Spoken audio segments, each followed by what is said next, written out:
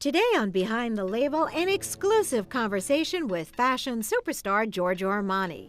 We'll hear from Glenn Close, Kim Cattrall, and other celebrities about why they love to wear Armani on the red carpet. Then go behind the scenes of Armani's Milan operations with legendary film director Martin Scorsese and discover what Giorgio Armani has up his sleeve next and how will it shape the future of Armani style.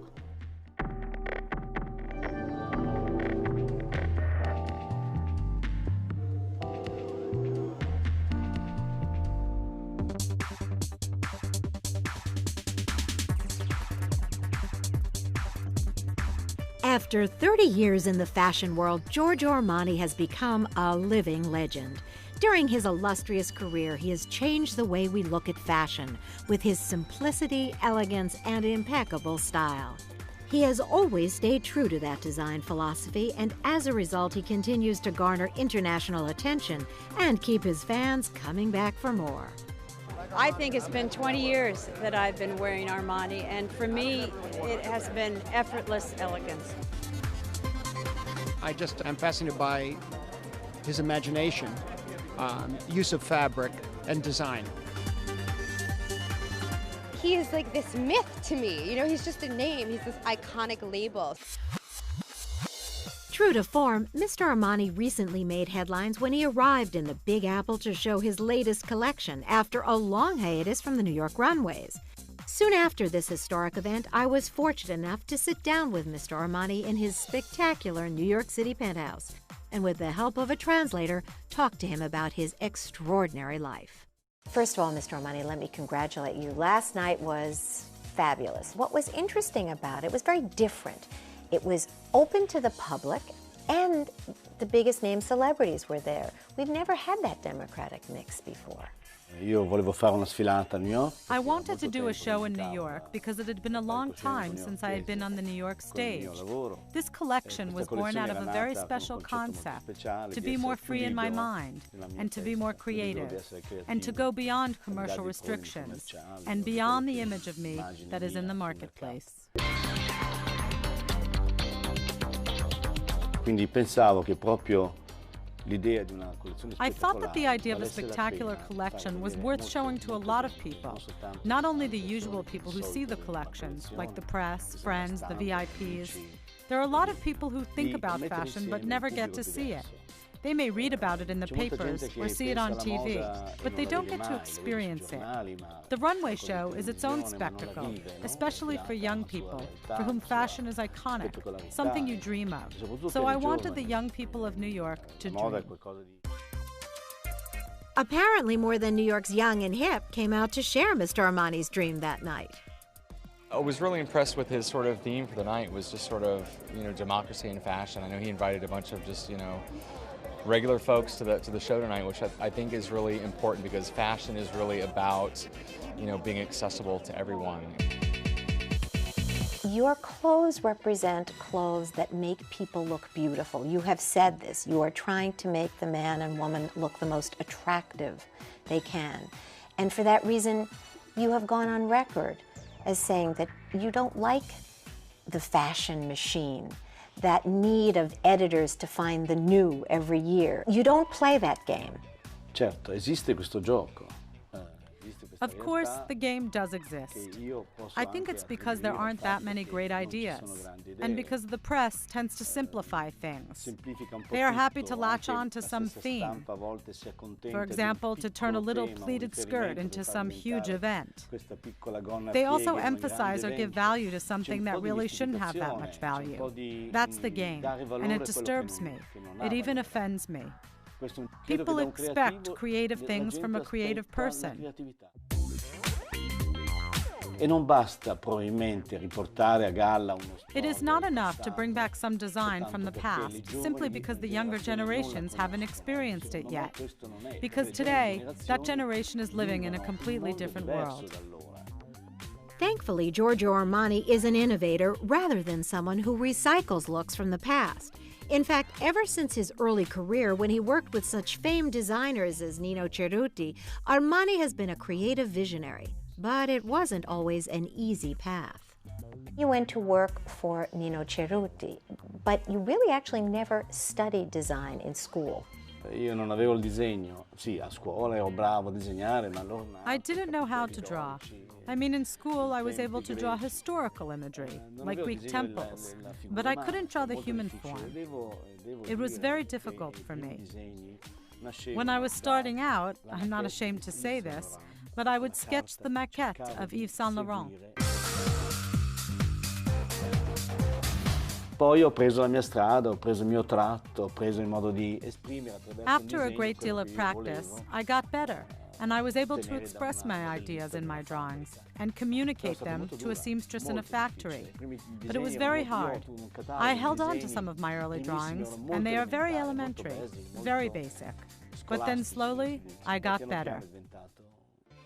Although he never went to school for design, Armani did have a great understanding of form from early on.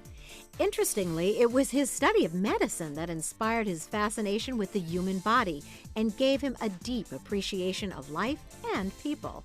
Instead of becoming a doctor, healing people's bodies, you heal their souls. And in a way, you heal their bodies too, because you make them look better, so they feel better too. It's just you use clothing instead of medicine. Il progetto è molto ambizioso, mi sembra un attimo forzato. Maybe that's a bit much, but it's true. I did want to take care of the human body. I was fascinated by this incredible machine that to this day still remains a mystery. I wanted to be a country doctor, you know, like the ones you read about in novels. A doctor who takes care of poor people. I believe saving a human life is the most beautiful thing in the world. And instead, I try to save the human appearance with my clothing. And maybe along the way, I suggest a way of thinking. Io amo la gente, mi piace molto. I love people, from the most common person to the most celebrated person, from the most intelligent to the most modest. I love the human being, with all of its imperfections and weaknesses. Giorgio Armani loves people, and people love Armani. So much so that he has become one of the best-selling designers in the world. You have a $2 billion company, and yet you seem to want more. Why? Naturalmente in questo mestiere fermarsi. Naturally, in this industry, stopping is dangerous. This industry makes you move forward and find new paths in your choice of work. I have 5 different brands on the market, and I also have to be conscious of the competition. This industry also forces you to be very conscious of the marketplace and to remain in the public eye. Armani Casa is one of Mr. Armani's most recent lines. He said that designing a furniture and home collection helped to stimulate his creative energy. Now Armani Casa is a multi-million-dollar business.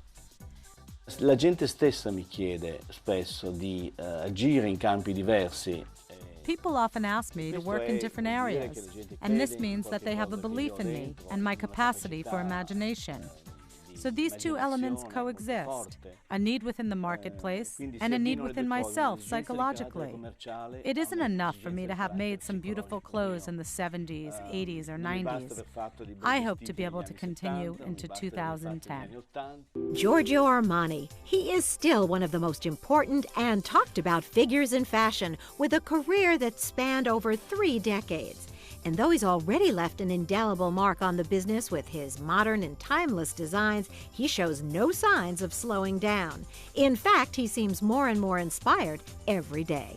Nel nostro mestiere non è mai nulla di certo. In our industry, nothing is certain, and I find that very exciting. I think one of the best things about fashion is that it is creative, but its creativity is translated into something people can wear and use. It's not just a painting that you see on a wall when you come home from work. It is something you use to live, something you use to look in the mirror and feel better about yourself.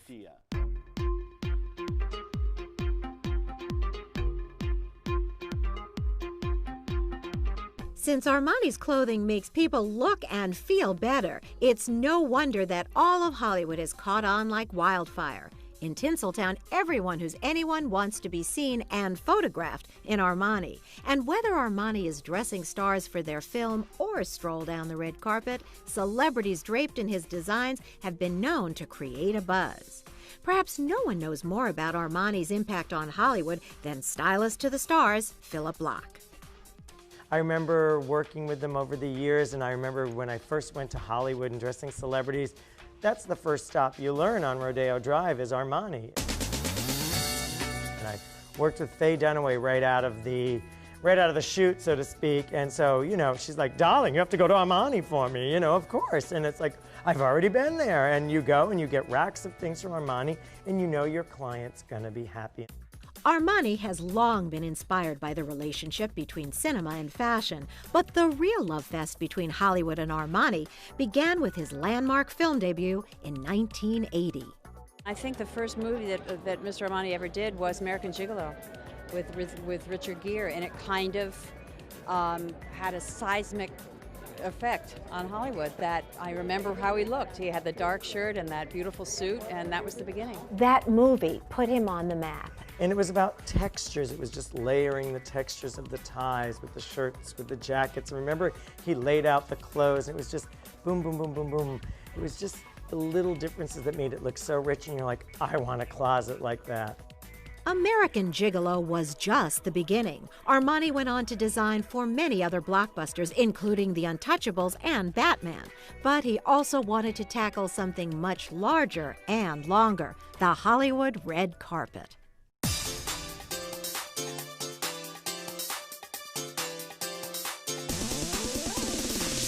He was the first to get the connection between dressing for the red carpet, Hollywood, and people taking notice. Well, he had the secret weapon, Wanda McDaniel. Wanda McDaniel in Hollywood was the secret weapon. She was the agent, so to speak, and she went out there and found the clientele and found the celebrities that were dying for clothes to wear. You needed somebody to dress you to go to the Oscars, to go to the Golden Globes, to go to the Emmys. And Wanda was just, it was a great team. I've worn his clothes all the time. He's incredibly generous, and certain occasions to allow me to wear certain pieces of his clothes, and then to clothe me in movies. You know, it's very generous, and I'm deeply grateful for it. These gowns are timeless, aren't they? Really classic, but timeless. But then you go into something like this, which is so in the moment. It's more minimal. It's more satiny and chic and sophisticated, but not beaded. Very like Julia Roberts wore to the Oscars this year. Every actress dreams of wearing a Giorgio Armani original, and Armani aims to please as many as he can, even young stars looking for their big break. Giorgio Armani was one of the first designers to be really kind to me as a celebrity on the rise. They dressed me when everybody else was going, Carrie who? So for that reason, they have a really special place in my heart. Few women wear Armani better than Sex and the City star Kim Cattrall. In fact, she caused quite a stir when she showed off her Armani at the Emmys. Kim Cattrall comes in this amazing Armani gown to, I think it was the Emmy Awards, all cut out, and it was like, wow! She just stood out like a Christmas tree, and it looked amazing, and she looked hot and sexy in Armani. I think it's about the cut and the style, and you can dress it up, you can dress it down. The quality, it's always there, it's beautiful. Kim Cattrall told us that he provides the canvas. He provides the canvas to create the art. Exactly, and then the hair and makeup and all that's the painting. You know, you have this great canvas, this dress, it's there, it's artwork, and then you paint and put on the hair and makeup and boom, you're an oil painting.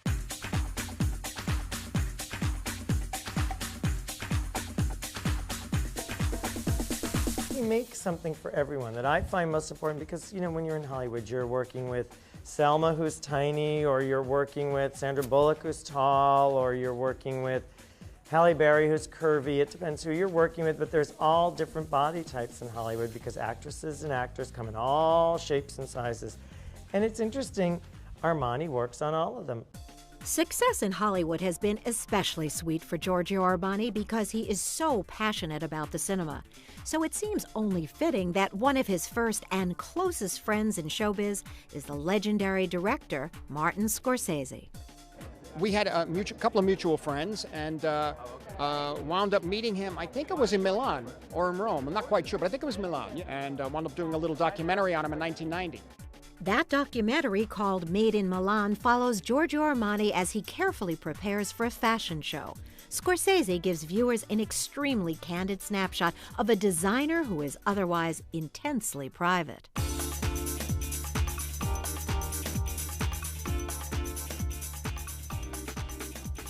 Whenever someone asks me if it's easier to design a men's or a woman's collection, I answer, I draw the men's collection with my left hand. It's like a welcome ritual, almost the way a pianist practices scales. Good. Silvana, 20 centimeters shorter on the coat. I'm fascinated by his vision of form, of the elegance of his form, the elegance of his designs. It's almost like a person who is sort of dressed so many people in the world. It's like walking art pieces, really. Scorsese wasn't the only one to recognize that an Armani design is in fact art. Years later, in 2000, Armani's artful designs were celebrated in an exhibition at the Guggenheim Museum in New York City. If you had to characterize what Mr. Armani's main contribution, what his importance is in the world of fashion, what would it be? Classic tailoring. He has taken classic tailoring and then reinvented it and made it his own. Yeah. He's really done his own form of reinvention, and he's not trying to go out of the box. He just takes it and does something a little special with it. It's the little nuances that make it Armani and make it special.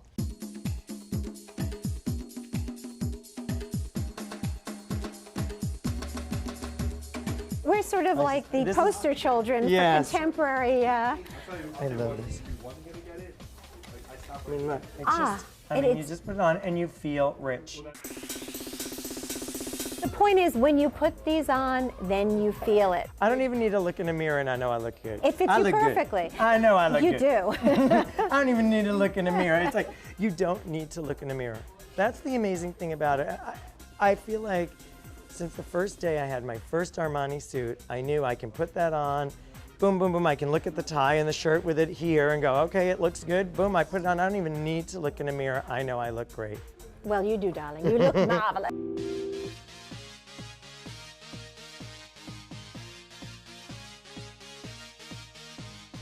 Giorgio Armani, an eternal favorite of the famous and the fashionable. In fact, he was the very first designer named to the Rodeo Drive Walk of Style. But Giorgio Armani doesn't just design for the stars. He is a star, a superstar. And for his talent, the Fashion Group International presented him with the Superstar Award for 2004.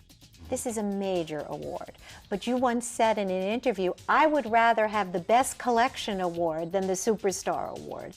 In effetti, io sono molto romantico. Ultimately, I'm a romantic.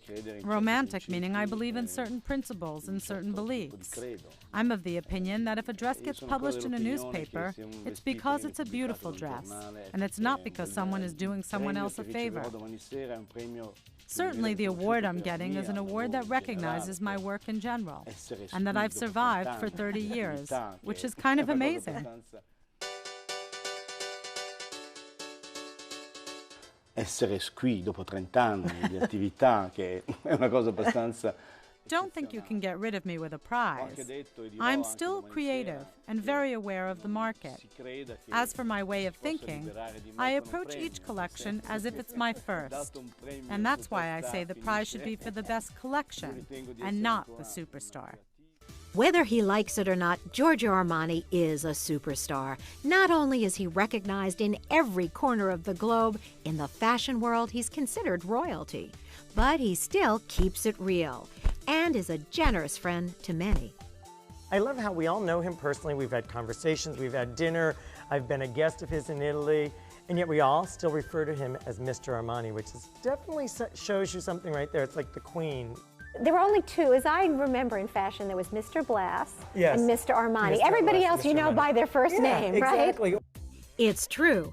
Few designers can command that level of respect. But then again, not many have had a career as impressive as Giorgio Armani. In fact, it's hard to believe that Armani has been going strong long enough to have just turned 70. And have you seen him lately? He looks amazing. He looks gorgeous. I want to go to his trainer. I want to go do whatever he's doing because he looks great. And that man is in better shape than anyone I know. What's his secret for remaining so vibrant and youthful? Well, if you ask Mr. Armani, it has nothing to do with leading the glam life or globetrotting to one of his many fabulous vacation homes. Ultimately, I'm not able to take advantage of my financial success because I'm afraid that would mean ending my work life. I don't want to end my work life because work is what keeps me alive. Armani's intense work ethic keeps him both physically and mentally fit, and it's that same drive that keeps him looking fashion forward. He doesn't want to be known as just the icon of the 80s and 90s. It's important for him that his clothes are still relevant. And he does do things that change, but you can't beat the classics. You know, he truly is someone who works with the classics over and over again. His designs are timeless, yet always of the moment. And that's what makes Armani such a creative genius.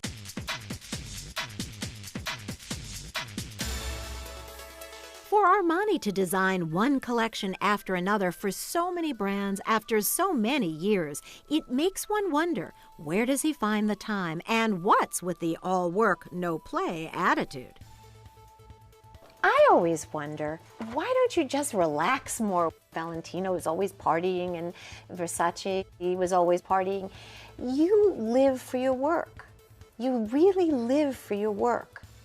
Io credo che anche gli altri lavoravano per vivere, vivevano per lavorare, ma... I think the others worked and they lived to work. But with due respect to Valentino, I have roughly 4 times the responsibility that Valentino had in his operation. I take care of the designers, the managers, the stores, the finances. All those people rely on me for decisions. And if I have to make a major decision, then I have to understand all sides of the issue. And that takes up a huge part of my day. Before Armani had to make these decisions on his own, he discussed them with longtime companion and business partner Sergio Galeotti. It was together that the two launched the Giorgio Armani brand, making it the successful empire it is today. You were urged on to go out on your own by your partner. He unfortunately died far too young, but you did go on. Could you have done it without him? Molto difficile dare una risposta. That's a difficult question to answer, but I will say you shouldn't be alone in life, for better or worse. You have to have a partner. It is very hard to be alone, to fight alone. Sometimes having someone beside you gives you strength, even if it is only a look or a gesture. These days, Armani still keeps those close to him within arm's reach. Family is very important, but it also has stayed very important in your business structure too. Diciamo che sono importanti gli affetti che possono essere quelli familiari. Relationships are important, and they can be family relationships, like for me, my nieces and nephew and my sister, or they can be other relationships, like people you work with for many years. Though you're not actually related, those people too are part of your life. It's also important to satisfy the needs of the people you love. I mean the ones you really care about, and the ones who expect the best from you. The day you don't have the ability to provide for them anymore is the day that you let them down. That's what keeps me going. That's what motivates me to continue to push myself. Armani also aims to please his public, so showcasing a new collection and staging it for the world can be an emotional experience. Ieri sera ho avuto un grandissimo divertimento. I had so much fun up to the moment where I took my bow. After that, the crisis began. It's kind of like having a child. After the show, you feel like you've lost a part of yourself. You've done what you had to do. The audience applauds, but then it's terrible. Afterwards, you want to hide, you want to run away. So at the party after the show, I was really sad because something had ended.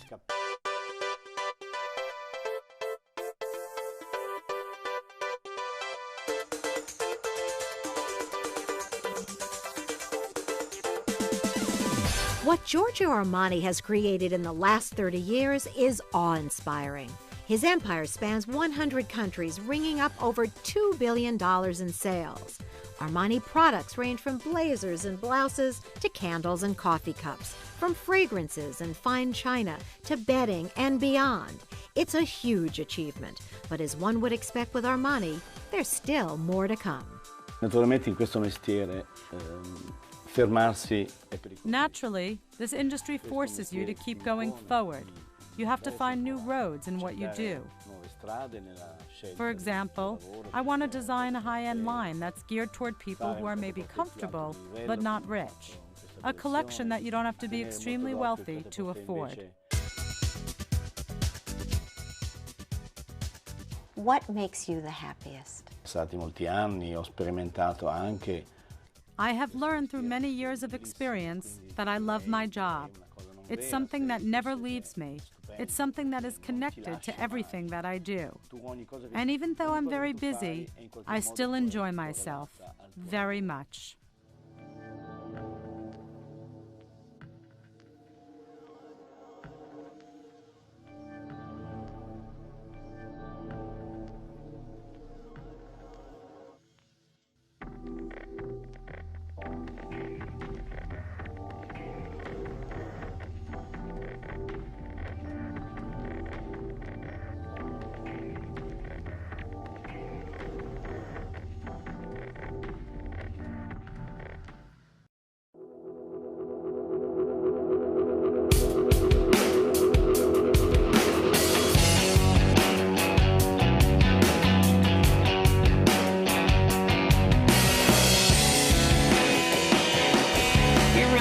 Living the dream, I would imagine, the expat dream. I feel more free here than I do in the States. If you're not happy with what you're doing, you should really think about it and not be afraid of change. Nice place to live, don't you think? Not bad. Perfect, let's eat. Sex, drugs, rock and roll and food. Today my guest, Anthony Bourdain. And everything is on the table. I covered my shyness with a megalomania and exhibitionism. Some might even call it psychotic behavior. I am actually your sous chef today. Yes, I know. And it's something that I've wanted for years. Ah, the king of chefs. I'm trying to translate and tell you something about who we are. Bill Clinton sat for me as his last official portrait as president. I said to him, Mr. President, will you show me the love? One of his advisors actually said, Mr. President, whatever you do, don't show him the love. Larry King comes on and he holds up my picture and he says, this is disgusting. Hi, I'm Peter Sarsgaard. I've heard from reliable sources that you're the king of smoothies. I want to introduce you to Tabitha. When you came to me, I said, you've got to get rid of gluten. You were not that nice about it. You were very, very firm. And I was so desperate to feel good that I would have done anything that you told me.